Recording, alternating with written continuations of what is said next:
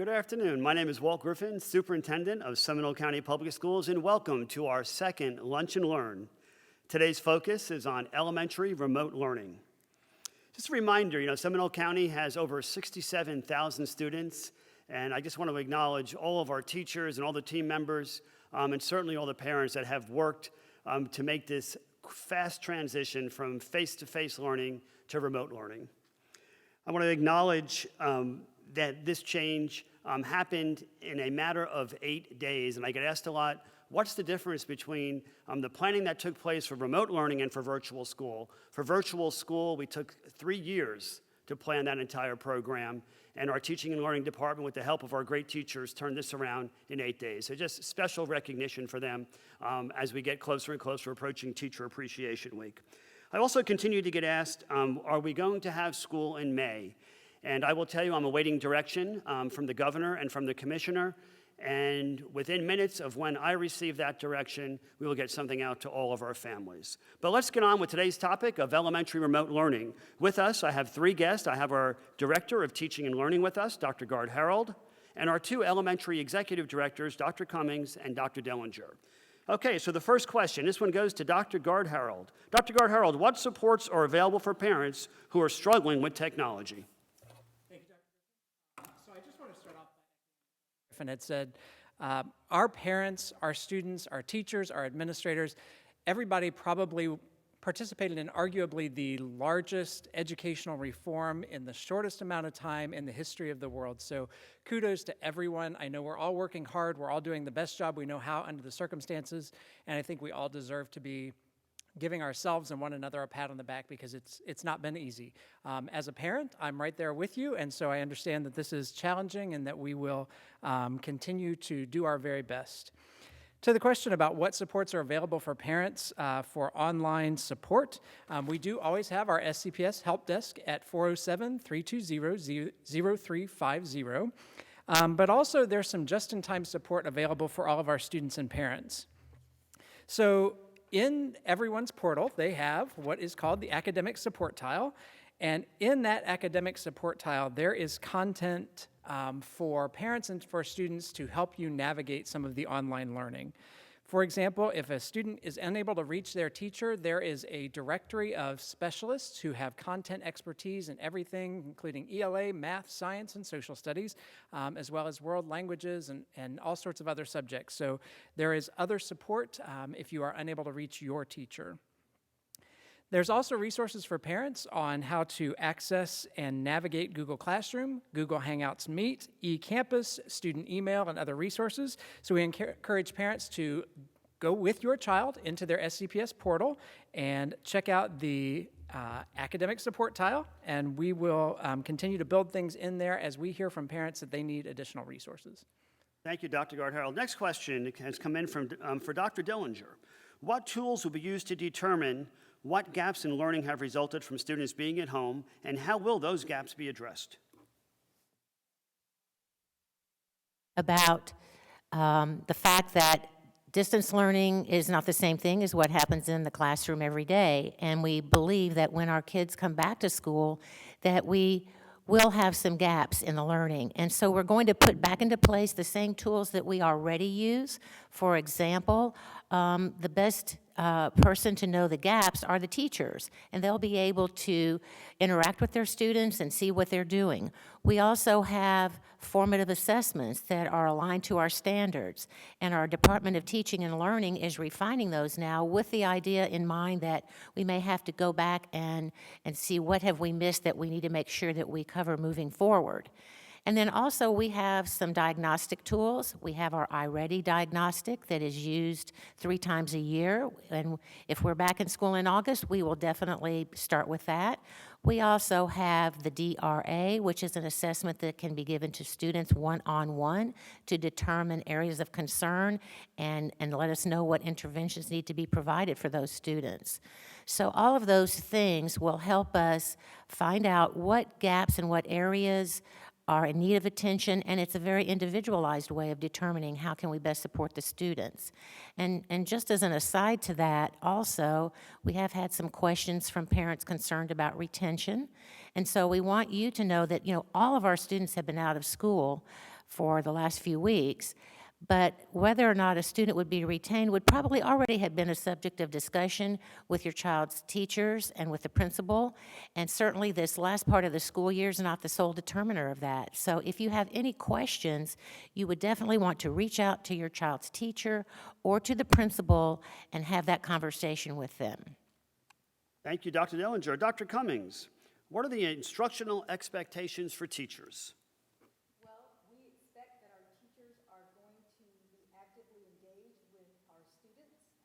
And that students are engaged with their teachers in a variety of formats. And as Dr. Harrell shared earlier, that can happen several ways. Teachers are expected to have a maximum of 2 graded assignments per subject per week in the content areas. In addition, students are expected to complete 46 minutes of iReady in the areas of mathematics and ELA each week. We've asked teachers to be very careful not to overload students. If you feel for some reason that your student has more activities than they can complete, please feel free to reach out to your teachers as you would at any other time. They are there to support you. There are other activities that that students may be asked to do. We encourage reading every day. We encourage writing. We try to make sure that teachers are incorporating fun into the activities that students are doing. So their writing assignments really could be around their day. It could be around how they are feeling. So in addition to those graded assignments, there may be some other things to really help your students to practice and to stay engaged with learning and instruction. Thank you, Dr. Cummings. Dr. Gard-Harold, we also hear the other side of the spectrum from parents who are wondering what resources are available for parents who are looking for more to do with their children. So first of all, kudos to those parents because they are doing better than I am. I'm hanging on by a thread. But for all of our parents who are looking for maybe something extra to do with their students, we do have all of the special area teachers. Please remember that those special area teachers, art, music, PE, and world languages are all looking to connect with your children. And so please make sure you're looking for the resources provided by those teachers. Additionally, on the Seminole County Public Schools website, we do have the distance learning. That'll be the first thing that pops up in your banner when you go to the SCPS website. And when you get to the distance learning COVID-19 page, you'll find a section that says educational resources. In that section of educational resources, you will find a curated list of audiobooks, ebooks, there are labs from the Smithsonian Institute, there are daily live feeds from places like the Central Florida Zoo, and there are virtual tours for places like Ellis Island, Yellowstone National Park, and Stonehenge. So there are plenty of opportunities for parents to engage in more activity with their students if they're looking for something unique to do. Thank you, Dr. Gard-Harold. Dr. Dillinger, well, this is a common question. Our parents suddenly are working at home and they're teaching their children. So the common question is, how do I balance my own work with supporting my child with distance learning? And that is a very commonly asked question. As a matter of fact, just last night I was on Facebook looking at some pretty funny videos about parents struggling with that. But I think I have a couple of things to say. First, if you have a very young child and you're away from home during the day, more than likely there's a caregiver or a sibling that can maybe help that child log in. These children do know how to log in and get some of their assignments done. Also, if they are at a daycare provider, some of these things can be done there at their daycare center.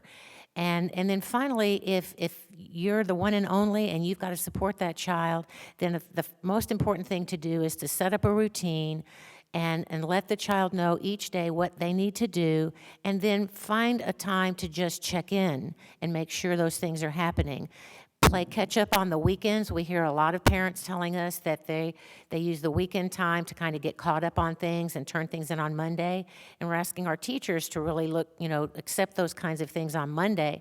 So the best thing that you can do is try to keep a structure in place, try to utilize the resources within the home, and also try not to let it overwhelm you. And if you need some help and you need to cut back on something, or you need a teacher to give you some helpful hints or ideas, contact that teacher.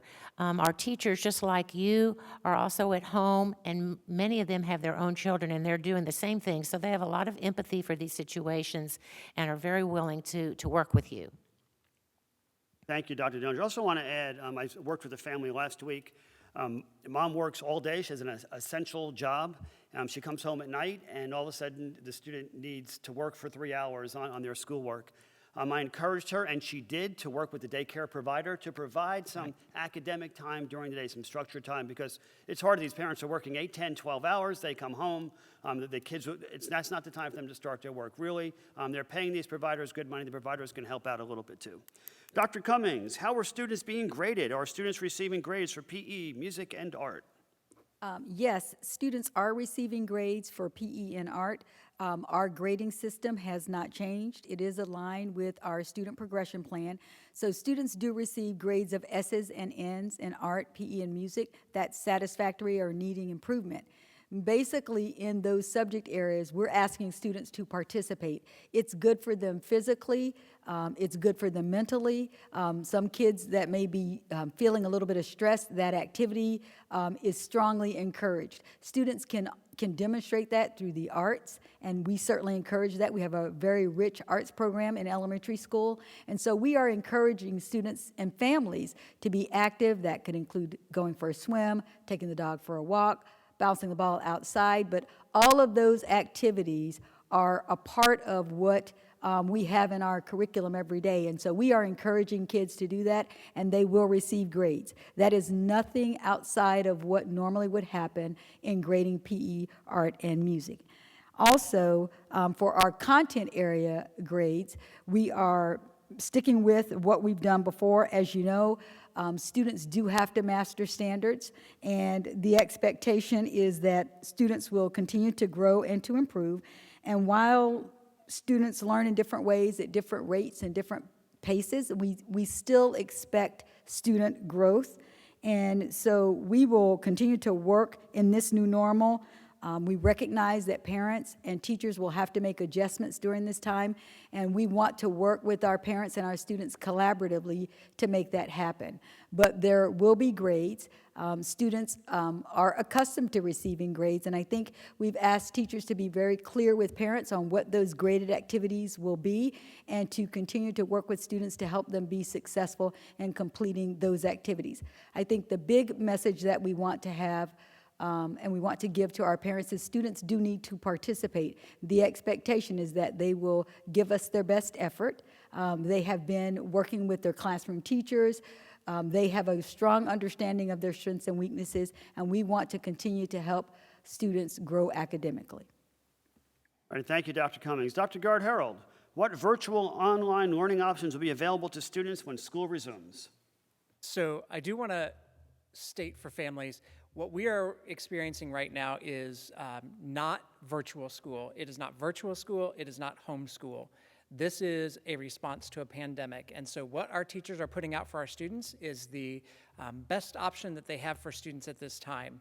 For families that think, hey, this is great, we might want to consider this in the future, understand that the workload will be far different if you were to move to a virtual option. Not to say that that option is not right for some students. It absolutely is. But it's something that requires consideration beyond what we've experienced in these last few weeks. We are currently working on expanding all of our online learning options for families.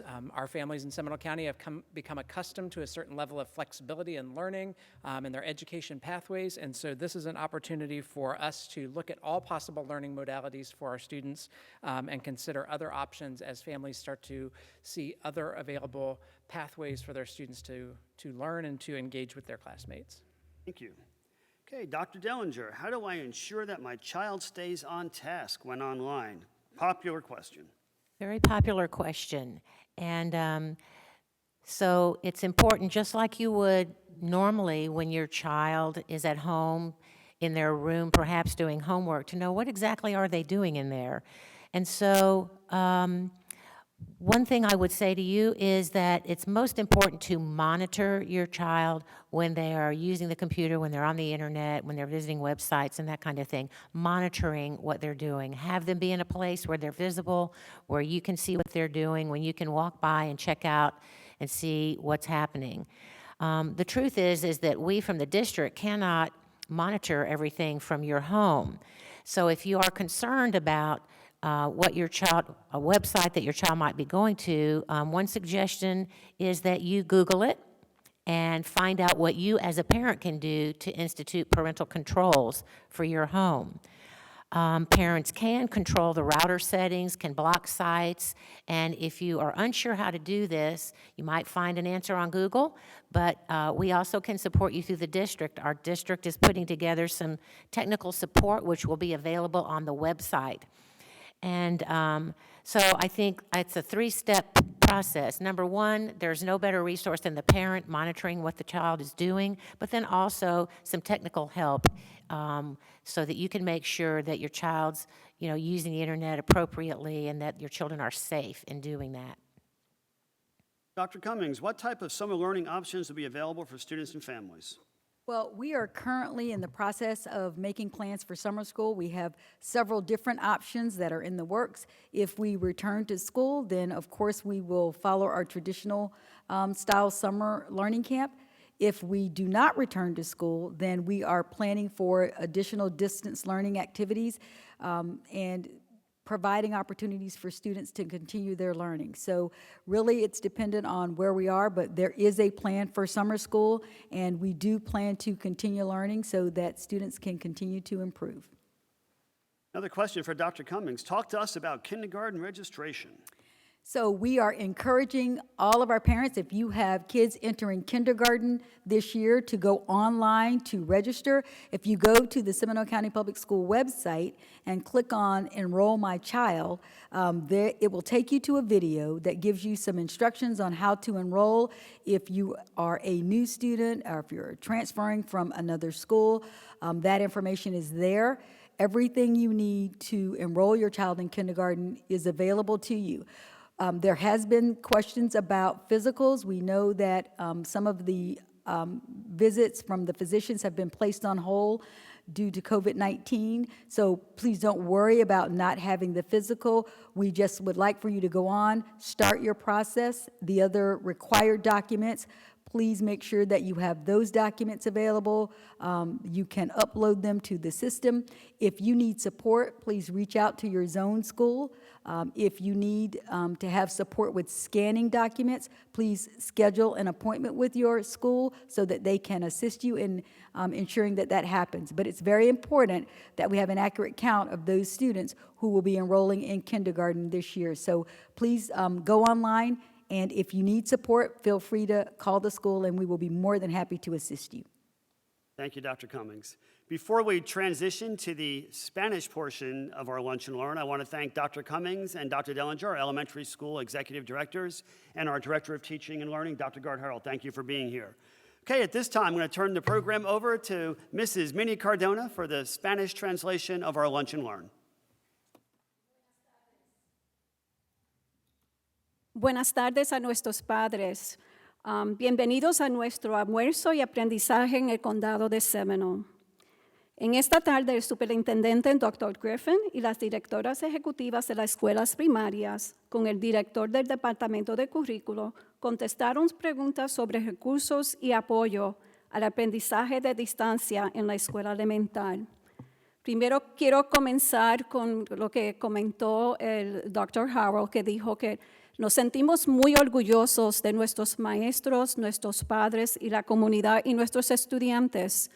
Dr. Griffin lo dijo, esto ha sido un proyecto grande. Hemos convertido nuestras escuelas virtuales en 8 días. Piensen eso, en 8 días hemos podido completar todo lo que hemos hecho para ayudar a nuestros estudiantes. Una de las preguntas que contestaron esta tarde fue, ¿qué apoyos hay disponibles para los padres que luchan con la tecnología? Bueno, tenemos muchos recursos para nuestros padres. Uno de los primeros recursos que les digo a todos los padres que por favor ayuden a sus hijos Es la plataforma que todo estudiante sabe usar, está en Clever. Y hay una loseta que se ve, no sé si lo pueden ver, así, Academic Support, y en español, el apoyo académico, el apoyo académico para nuestros padres, muy importante. Ahí pueden encontrar muchos recursos para ayudarlos a ustedes con sus hijos. Pueden encontrar recursos para la área de lectura, matemáticas y ciencia. También hay una sección para los padres para ayudarlos con las plataformas que usamos en nuestro distrito. Hay una sección en Google Classroom. ¿Cómo usar Google Classroom? Está en inglés y también lo tenemos traducido en español. Hay un video ahí para nuestros padres que les dan los pasos, paso a paso, cómo usar el Google Classroom. También tenemos el Google Hangouts Meets, que es una plataforma donde los maestros se reúnen con nuestros estudiantes. Y usted también como madre y padre pueden ver lo que está haciendo su hijo. También tenemos información de la otra plataforma eCampus en inglés y en español, y también de los correos electrónicos de nuestros estudiantes.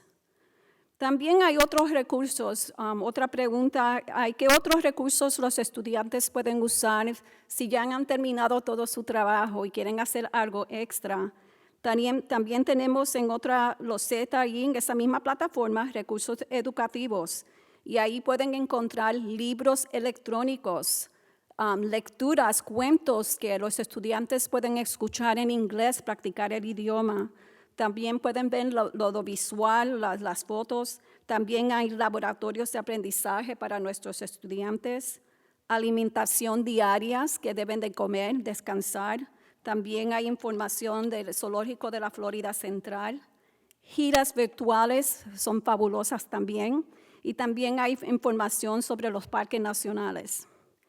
La otra información muy importante que los directores hablaron y nuestro superintendente, les voy a decir, una pregunta que salió que es muy importante: ¿cómo puedo ayudar a mi hijo si estoy trabajando durante el día y llego tarde por la noche? Y esta es una pregunta muy importante. Yo les digo que debe de haber a un adulto, ¿verdad?, cuidando a su hijo o su hija. Pídele a esa persona que los ayude, que durante el día los ayude a los niños con las tareas que tienen que hacer.